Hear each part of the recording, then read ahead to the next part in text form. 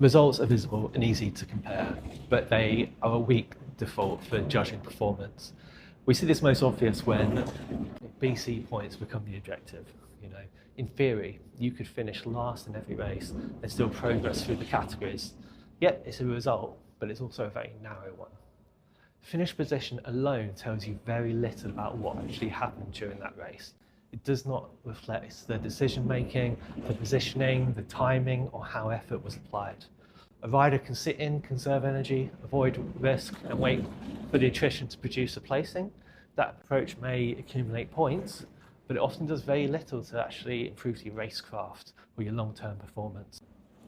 When results are used as a primary reference point, that riding becomes passive, right?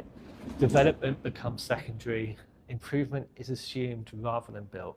That approach rarely supports progression beyond that immediate outcome. Training sessions are rarely judged by a single number. So each session is designed to work on a specific component of fitness. So it could be endurance, repeatability, recovery, etc. It doesn't really matter.